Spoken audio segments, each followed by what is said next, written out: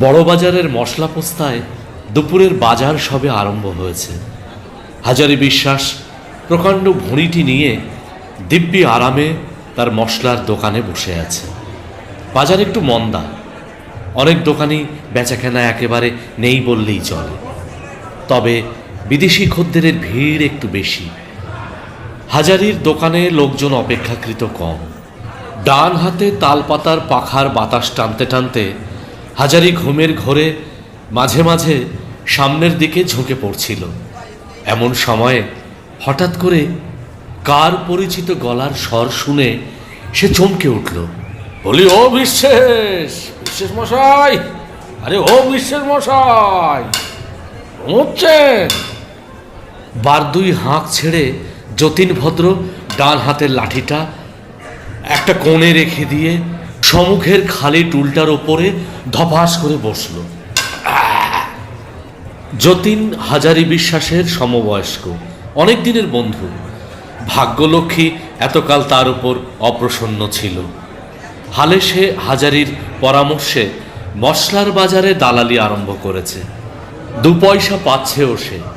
যতীনের মোটা গলার কড়া আওয়াজ পেয়ে হাজারি খুব আগ্রহান্বিত হয়ে উঠে বসল। হাজারি বিলক্ষণ জানত যে যতীন যখনই আসে কোনো একটা দাও বিষয়ে পাকাপাকি খবর না নিয়ে সে আসে না। তাই সে যতীনকে খুবই খাতির করে। যতীন বললে, দেখো ভাই, শুধু দোকানদার হয়ে খদ্দেরের আশায় ওই রাস্তার দিকে হাঁ করে চেয়ে বসে থাকলে তাতে আর টাকা আসে না, ঘুমই আসে। 5টা খবরাখবর রাখতে হয়, বুঝলে? হাজারি বললে, আরে এসো এসো যতীন, ভালো আছো? অনেক দিন দেখিনি, কিছু খবর আছে নাকি? এই খবর দিতেই তো আসা। এই বাজারে শুধু ওই গণেশের পায়ে মাথা ঠুকলেই টাকা করা যায় না, বুঝলে? অনেক হদিশ জানতে হয়। হ্যাঁ, অনেক কাঠখড় পুড়িয়ে তবে টাকা, বুঝলে? এখন কি দেবে বলো?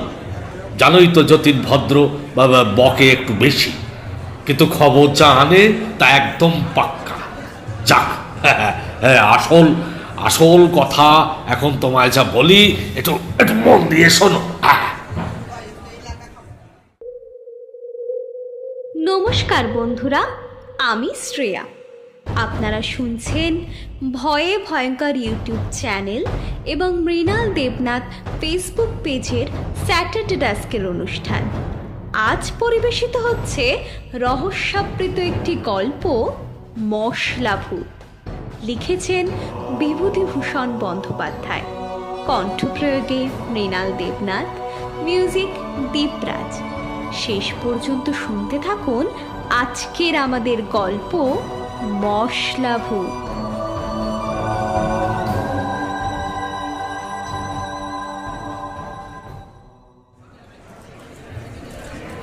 যতীন অতঃপর হাজারিকে কাছে বসিয়ে চুপি চুপি তার কথাটি বলে গেল।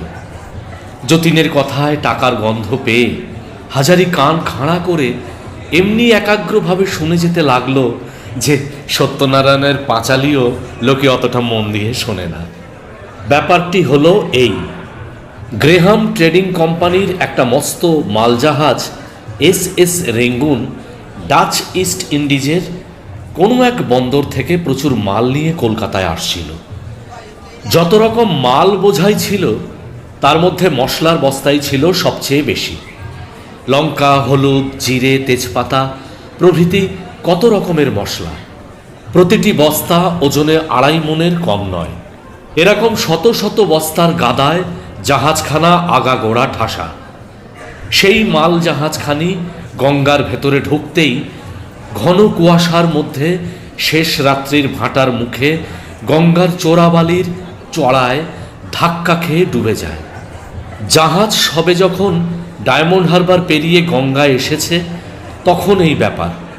সারেঙ্গ শত চেষ্টা করেও কিছুতে সামাল দিতে পারল না।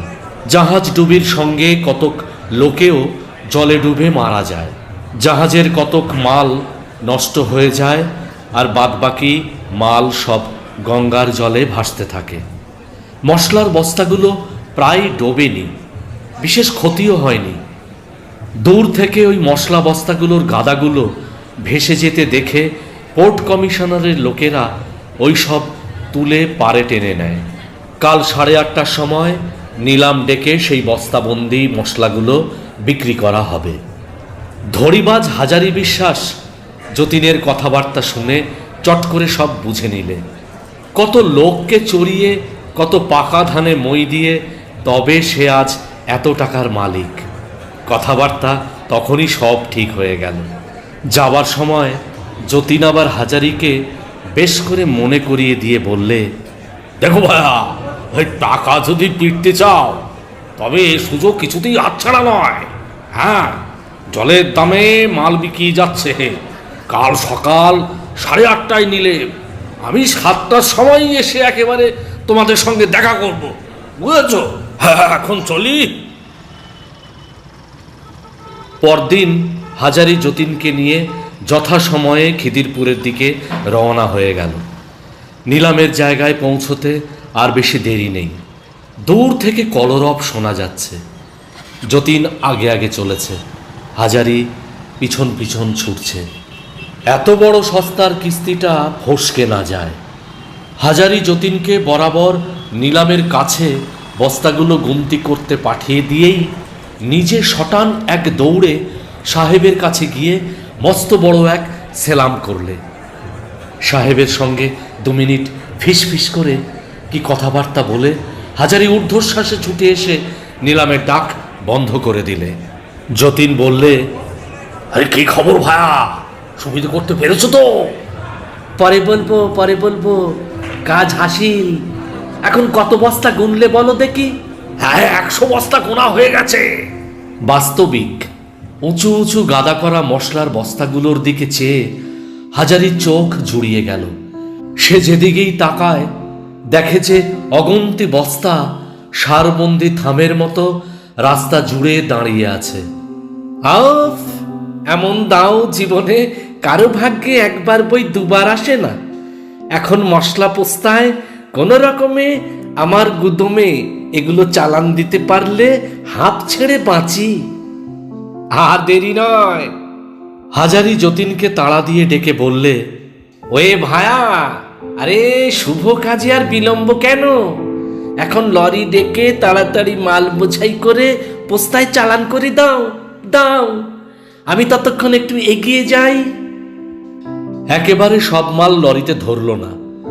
দ্বিতীয় ক্ষেপ বস্তা চাপিয়ে যতীন যখন পোস্তায় ফিরে গেল তখনও বিকেল আছে।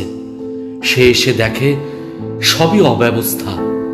রাশিকৃত বস্তার গাদা হাজারির দোকানের সামনে ফুটপাতে গড়াগড়ি খাচ্ছে।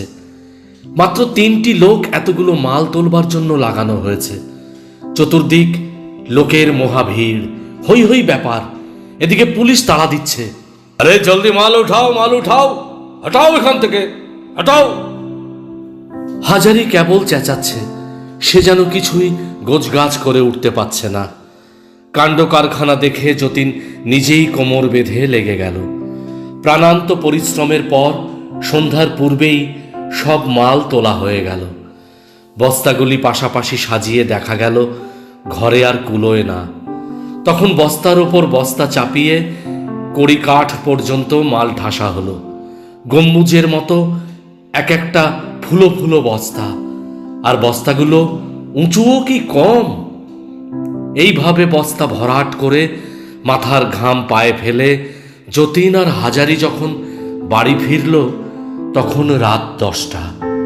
সে রাত্রি গুদামে তালা লাগিয়ে দিয়ে প্রতিদিনের মতো হাজারির চাকর বাইরে শুয়ে রইল।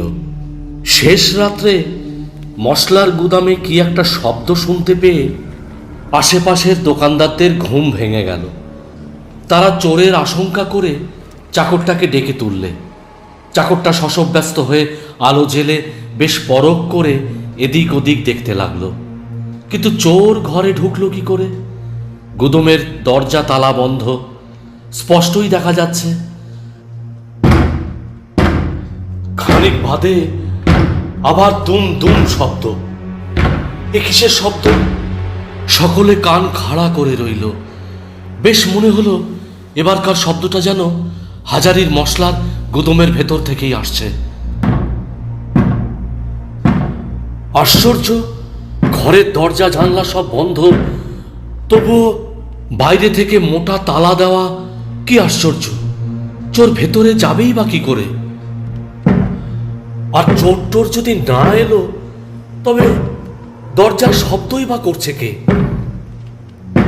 মাঝে মাঝে মনে হতে লাগলো কারা যেন ভেতর থেকে ঠেলে বেরিয়ে আসবার জন্য দরজায় ধাক্কা মারছে ভেতর থেকে। আশ্চর্য! শেষ রাতের বাকি সময়টা এইভাবেই শব্দ শুনে কেটে গেল। আরও আশ্চর্য, ভোর হওয়ার সঙ্গে সঙ্গে গুদম ঘর থেকে শব্দও আস্তে আস্তে মিলিয়ে গেল। সে রাত্রি এই পর্যন্তই। পরদিন সকালে মশলাপট্টির দোকানদারদের মুখে মুখে রাষ্ট্র হয়ে গেল যে হাজারির দোকানে বিষম কাণ্ড, ভীষণ চুরি।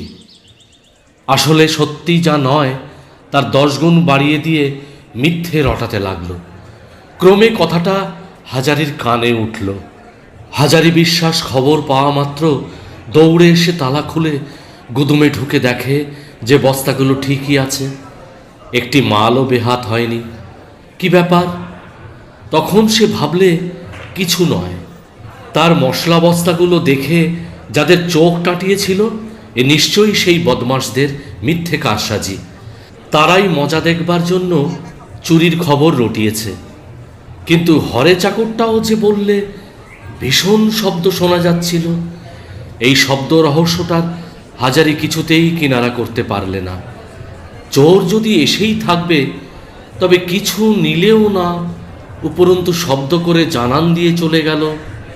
এ কি ব্যাপার? তবে কি তাকে ভয় দেখাবার জন্যই রাত্রিবেলা দুর্বৃত্তেরা এই সব আয়োজন করেছে? 7-5 ভেবে হাজারি সেদিনকার মতো কথাটা চেপে গেল। ভাবলে আজ রাত্রে আর বাড়ি না গিয়ে নিজেই দোকান পাহারা দেব। করলেও তাই। রাত্রে ঘুমোবার আগে হাজারি বেশ করে চাকরটাকে দিয়ে গুদমের ওপর থেকে আরম্ভ করে নিচে পর্যন্ত পাতি পাতি করে প্রত্যেকটি বস্তার গাদা দেখতে লাগলো। তারপর ভেতর থেকে জানালা খুলে রেখে ঘরে তালা লাগিয়ে দিল। তবে আজ একটা নয়, হফসের 4 লিভারের 2 মস্ত ভারী তালা। হাজারি চাকরটাকে নিয়ে ঘরের সামনে শুয়ে রইল। নানা কথাবার্তার পর যখন ঘুমিয়ে পড়ল তখন রাত দুপুর। শেষ রাতের দিকে কি একটা শব্দ পেয়ে হাজারির ঘুম ভেঙে গেল। হরে চাকরটা আগেই সে শব্দটা শুনতে পেয়েছিল। গত রাত্রির ব্যাপারটাও তার বেশ মনে আছে। তাই সে নিজে আর কোনো কথা না বলে চুপ করেই পড়েছিল। কিন্তু খানিক বাদেই আবার শব্দ। ও কিসের শব্দ? এত জোরে জোরে দরজায় ধাক্কা মারছে ভিতর থেকে। ঘরের ভেতর বস্তায় বস্তায় কি ভীষণ ধস্তাধস্তি, যেন দৈত্য দানবে লড়াই বেঁধেছে। হরে আর হাজারি তখন ধড়মড় করে এক লাফে বিছানা ছেড়ে আলো জ্বালিয়ে দেখতে লাগলো তালাগুলো সব ঠিক আছে কিনা। হ্যাঁ, তালা দুটো ঠিকই আছে। হাজারি জানলার ফাঁকে চোখ লাগিয়ে দেখতে পেলে প্রকাণ্ড 2 বস্তা ঘরের ভেতর থেকে দরজায় ঢু মারছে। ভয়ে হাজারির চোখ দুটো ডাগর হয়ে উঠল, জীবন্ত হয়ে উঠল তার বস্তা। সে কি? নাকি সে ভুল দেখছে চোখে? না, অনিদ্রা দুর্ভাবনায় তার মাথা ঠিক নেই। হাজারি ভয়ে ভয়ে খানিকটা চোখ বুজে রইল। হাজারি যখন চোখ খুলল তখন ভোরের আলো জানালার গরাদ দিয়ে ঘরে স্পষ্ট দেখা গিয়েছে।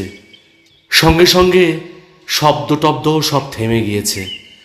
হরে অমনি বলে উঠল, বাবু, আমি সেদিন না দেখেছি, ভোর হতে না হতেই ওই শব্দগুলো সব থেমে যায়। হাজারি আর দ্বিরুক্তি না করে তালা খুলে ঘরে ঢুকে দেখলে কোথাও কিছু নেই।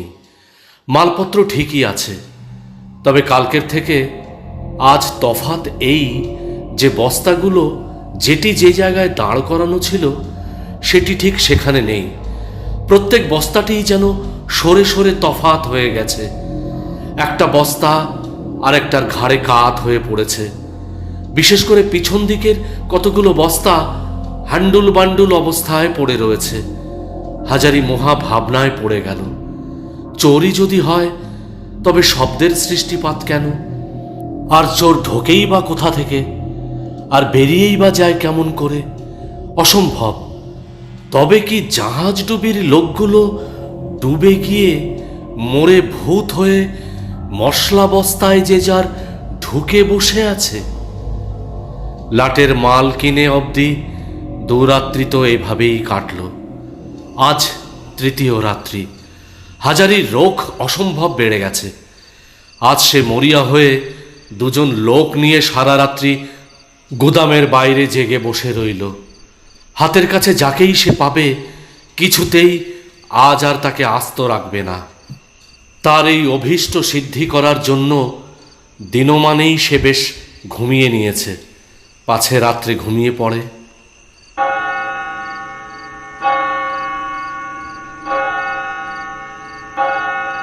পাশের একটা ঘড়িতে ঢং ঢং করে 4টে বেজে গেল। হাজারির চোখের পাতা পড়ে না। সে ঠায় জেগে আছে, কোথাও কিছু নেই। কিন্তু হঠাৎ একই কাণ্ড! শত শত লোক একত্রে খুব দম নিয়ে নিঃশ্বাস টেনে ছেড়ে দিলে যেমন একটা ঝড়ের মতো সাই সাই করে শব্দ হয়, অবিকল তেমনি একটা শব্দ শোনা যাচ্ছে। হাজারি আলো জ্বালিয়ে দিয়েই এক লাফে দাঁড়িয়ে উঠল। দোরগোড়ায় যে লোক দুটো শুয়েছিল হাজারি চট করে তাদের জাগিয়ে দিয়ে বললে, এই তোরা শিগগির ঘরের পিছনটায় দৌড়ে গিয়ে দেখ দেখি চোরেরা সেখানে কোনো শীত ফিট কেটেছে কিনা। চা চা চা, আমি এদিকটা দেখছি। তারপর হাজারি গুদমের তালা খুলে ফেললে। কিসের শীত? কোথায় বা চোর? বস্তাগুলো যেন সব হাই ছেড়ে সারবন্দি হয়ে দাঁড়াতে লাগলো। হরে চাকরটা ভয়ের সুরে বললে, বাবু এদিকে চেয়ে দেখুন। হাজারি 2 চোখ বিস্ফারিত করে চেয়ে দেখলে, হ্যাঁ, বলে কি, আমার মশলা বস্তারা নাচছে ধেই ধেই করে। চাকর দুজন এ দৃশ্য দেখেই ভয়ে দে চম্পট। তখন এক অদ্ভুত কাণ্ড! বস্তাগুলো সব একটির পর একটি ঠক ঠক করে ঠিকরে বেরিয়ে পড়ল রাস্তায়। সন্দক লবণের প্রকাণ্ড জাঁতরেল গোছের বস্তাটা সর্বাগ্রে বেরিয়ে পড়েই শটাং গঙ্গার দিকে দিয়ে ছুট। অন্য বস্তাগুলো সব সারি দিয়ে ফুটপাতে দাঁড়িয়ে ধিনিক ধিনিক করে খানিকটা নেচে নিয়ে তারপর সমানে লাফিয়ে মার্চ করে স্ট্যান্ড রোডের ট্রামের রাস্তা ছাড়িয়ে চলতে লাগলো। নিলামে কেনা বস্তাগুলো দলের অগ্রণী হয়ে চলেছে। পেছনে পেছনে চলেছে সারবন্দি গুদমের অন্য বস্তা। এইভাবে হাজারির মশলার গুদম উজাড় হয়ে গেল। শেষ রাত্রি। আকাশে ভাসা ভাসা মেঘ, গঙ্গার জলে মেটে জ্যোৎস্না। হাজারি বিশ্বাস একা দাঁড়িয়ে। এ কি সত্যি না স্বপ্ন? নির্বাক হতবুদ্ধি হয়ে দাঁড়িয়ে সে ফ্যাল ফ্যাল করে চেয়ে দেখছে। লোক ডেকে চেঁচিয়ে উঠবে সে শক্তিও তার লুপ্ত। সারবন্দি মশলার বস্তাগুলো গঙ্গার ধারে পৌঁছল এবং গঙ্গার উঁচু বাঁধানো পোস্তার ওপর থেকেই ধপাস ধপাস করে নিচে গঙ্গার জলে দিলে ডুব। এইভাবে পরপর সমস্ত বস্তা একে একে গঙ্গার জলে ঝাঁপিয়ে পড়তে লাগলো। এবারেও আগে ডুবলো নিলামের বস্তাগুলো, তারপর গুদমের অন্য বস্তা। এক রাত্রির মধ্যে হাজারি বিলক্ষণ নিঃস্ব হয়ে গেল। এই ঘটনা শোনার পর হাজারির প্রতিবেশী দোকানদারেরা সকলেই বিজ্ঞের মতো ঘাড় নেড়ে এক বাক্যে বললে, হ্যাঁ, আমরা অনেক আগে থেকেই জানতো ভরা অমাবস্যায় জাহাজ ডুবি, আর সেই লাটের মাল কিনলে কিপটে হাজারি বিশ্বাস। ভাগ্যিস বুদ্ধি করে আমরা ঘেঁষিনি, এই মাল কিনলে আমাদেরই কি রক্ষা থাকতো? হাজারি বিশ্বাস গঙ্গার দিকে পলকহীন দৃষ্টিতে চেয়ে রইল।